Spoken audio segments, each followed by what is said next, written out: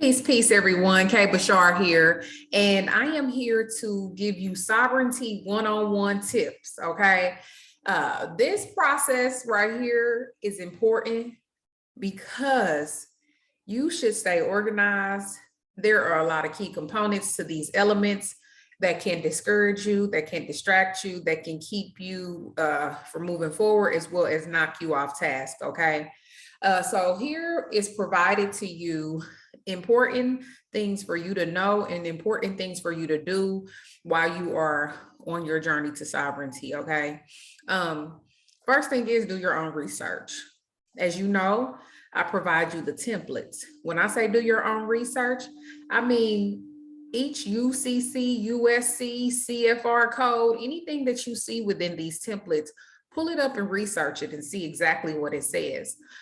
Doing this not only equips you with knowledge and gives you combative information to use when you're faced with opposition, but it makes you secure in who you are and what it is that you're doing. Okay.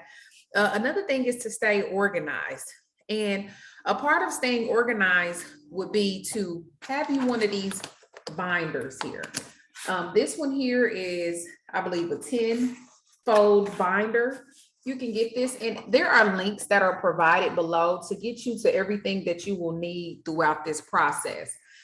If you don't have a computer, I highly suggest that you get one. If you don't have a printer, I highly suggest that you get one or gain access to someone's home, because you don't want to handle this type of business in a library or in a public place, because it is very pertinent information that you don't want anybody to see you doing, or you don't want to have in certain systems, in certain places. Okay.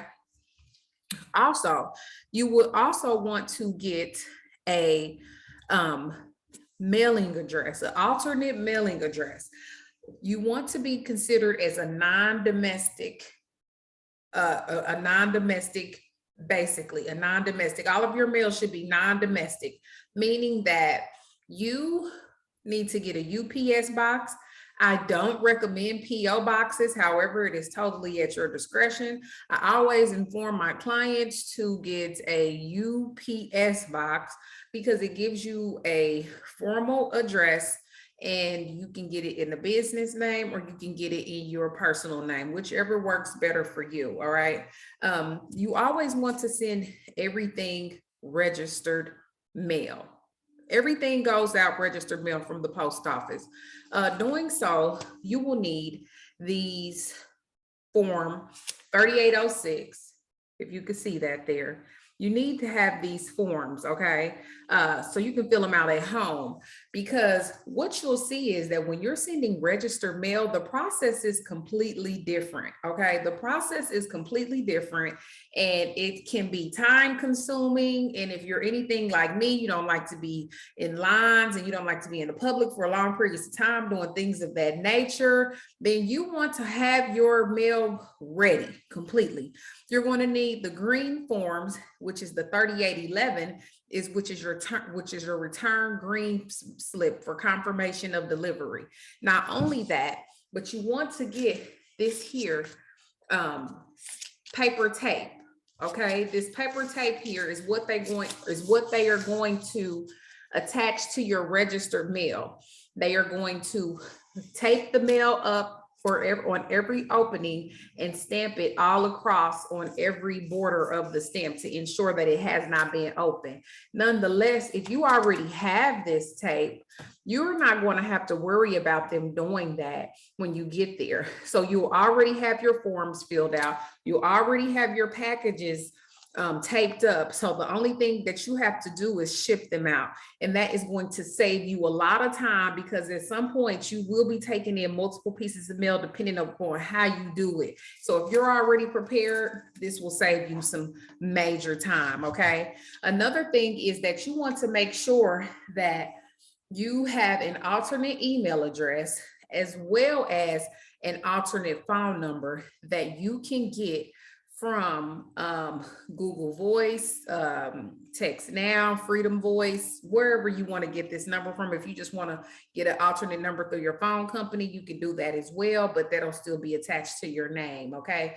Everything you want to do, you kind of want to go incognito about it. So create you an alternate email as well.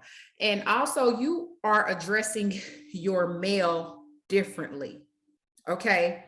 You're no longer addressing your mail with halfway, with just the initials of the state. So if you look here on the example listed, you'll see Goddess Freedom, which will be the name, care of whatever the address is, non-domestic, whatever city.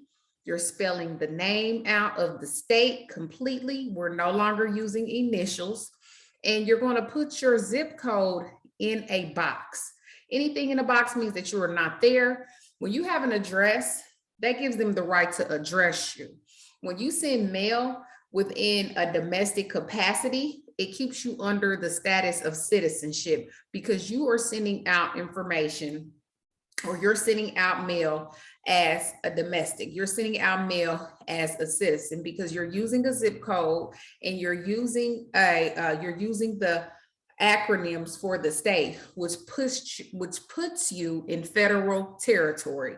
Okay, and that is what you do not want to do. So these are some important things that you should remember. Also, you're never accepting mail with forms of nobility, Miss, Mr., Mrs., anything. You're no longer accepting mail that has forms or nobility, okay? So this is important for you to know as you begin your journey, as well as for your family to know, because it's little small things that can easily put you back in the system. So you want to make sure that you cover all ends. However, that will be all that I have to discuss today in regards to your importance of getting the email and things of that nature. So this has been your Sovereignty Tips 101, and you guys be blessed. And that will conclude this module. Have a good day.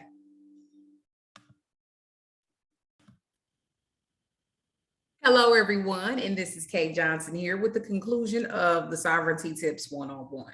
Now, throughout these 5 modules, you know that we do go through the birth certificate authentication process, the estate planning, the establishing foreign numbers, establishing your foreign trust numbers, and then on down to filing your UCC.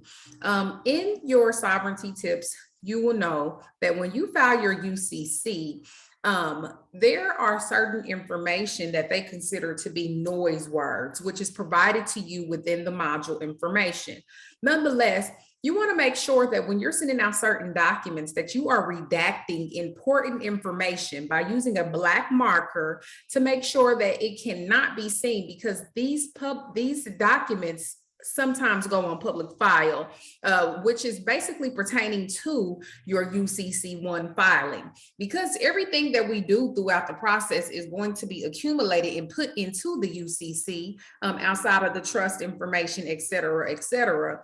You want to make sure that you go in and you take out your social security number, your birth certificate number, your trust numbers, if you have that there, certain letters like certain acronyms that pertain to LLCs and other noise words that are provided to you when you're doing your filing. So simply read over this document. I wanted to let you guys know that this was here so that you wouldn't skip over it.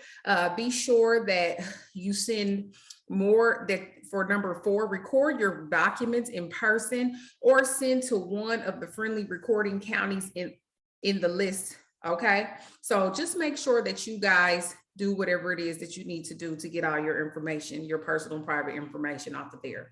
Nonetheless, that will be all, and that will completely conclude your Sovereignty Tips 101. Have a wonderful day. Thank you guys so much.